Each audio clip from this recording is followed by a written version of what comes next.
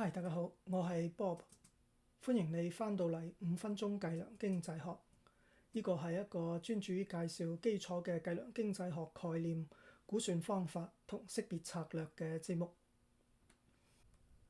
我哋已經學習咗喺誤差項嘅方差唔係常數嘅時候，點樣計算單一變量嘅穩健 t 統計量，以及檢驗多個解釋變量聯合顯著程度嘅穩健 f 統計量。今日我哋將會學習第3個穩健檢驗方法，穩健嘅 LM 檢驗。穩健嘅 LM 統計量同穩健嘅 LM 檢驗適用於對多個排除限制條件嘅檢驗。LM 檢驗同 F 檢驗具有相同嘅目的，不過 LM 統計量可以利用受限模型同輔助回歸模型手動咁樣計算。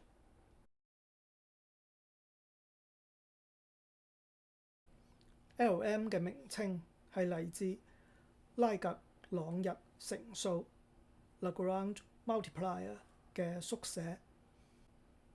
進行穩健 LM 檢驗嘅時候，我哋可以遵循標準嘅步驟。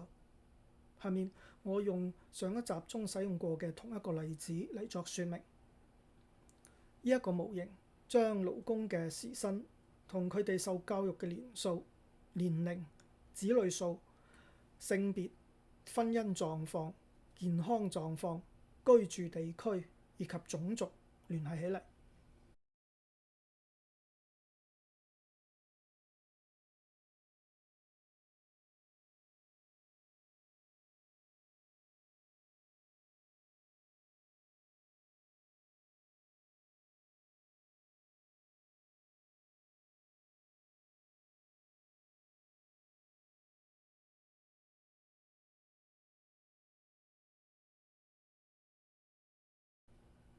假如我哋想知道喺控制咗其他因素之後，唔同地區嘅時薪係咪冇差別呢？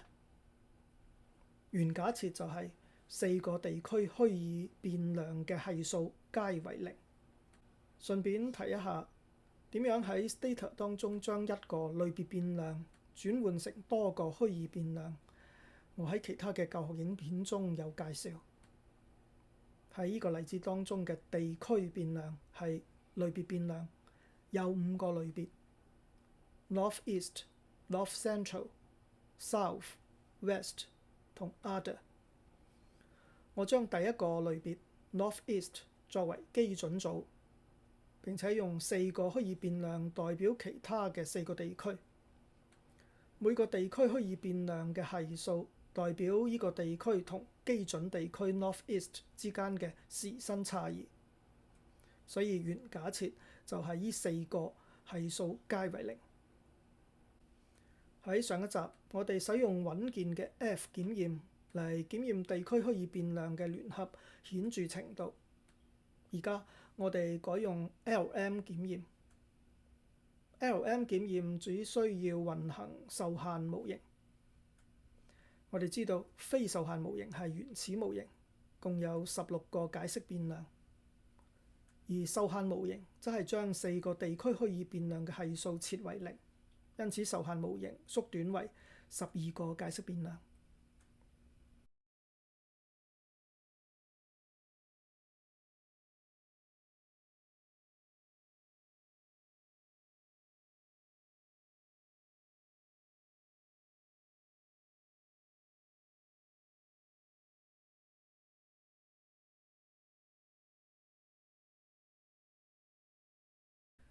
進行穩健 LM 檢驗有4個步驟。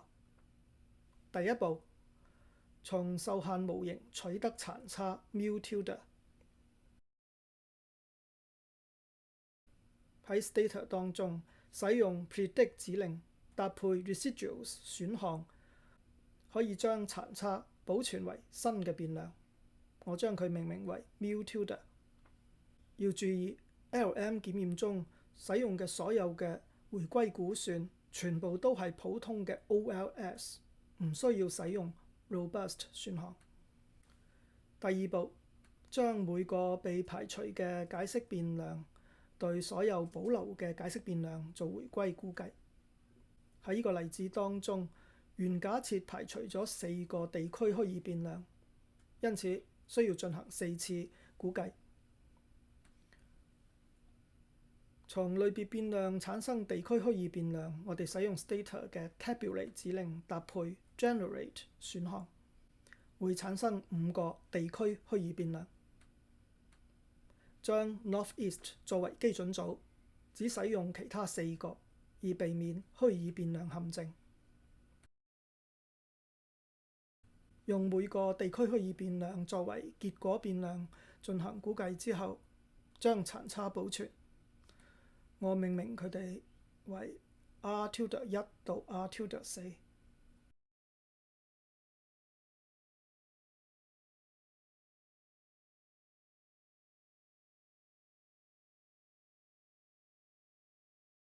第三步，生成4個新變量，分別等於每個 R tilde 乘以 mu tilde。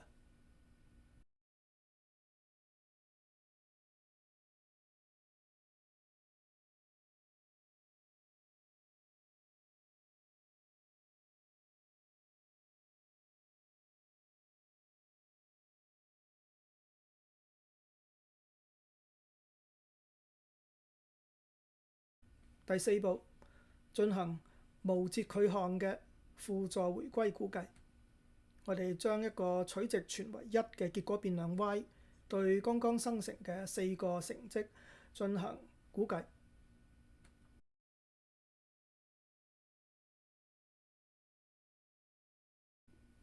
喺呢度使用 no constant 選項。穩健 LM 統計量等於 n 乘以 SSR， 其中嘅 n 係樣本數 ，SSR 係呢個回歸估計嘅殘差平方和。喺原假設下 ，LM 統計量服從卡方分佈。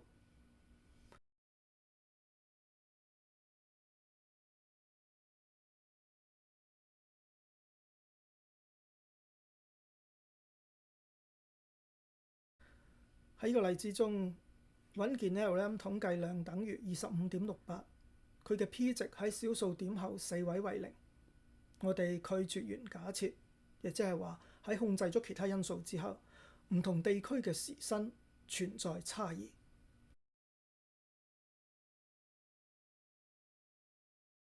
我哋仲可以比較穩健 LM 統計量同傳統嘅 LM 統計量。傳統 LM 檢驗有2個步驟。第一步，估計受限模型並且取得殘差。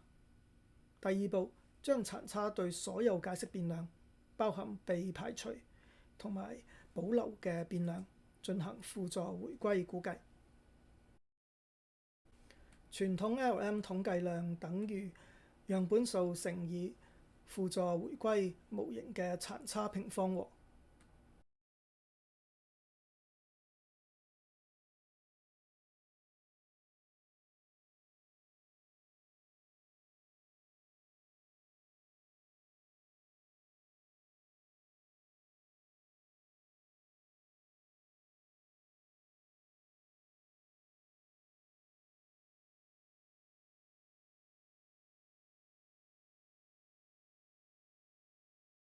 喺呢個例子裏邊，傳統 LM 統計量等於25.99，略高於穩健 LM 統計量。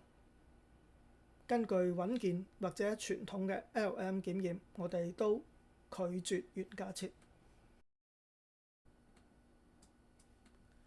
LM 檢驗背後嘅思想係受限模型嘅殘差包含咗唔能夠被保留落嚟嘅解釋變量解釋嘅變動。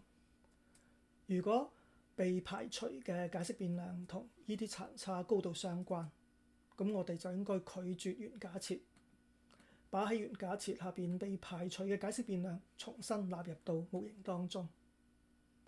好多謝你收睇呢一期嘅5分鐘計量經濟學，我哋下期再見。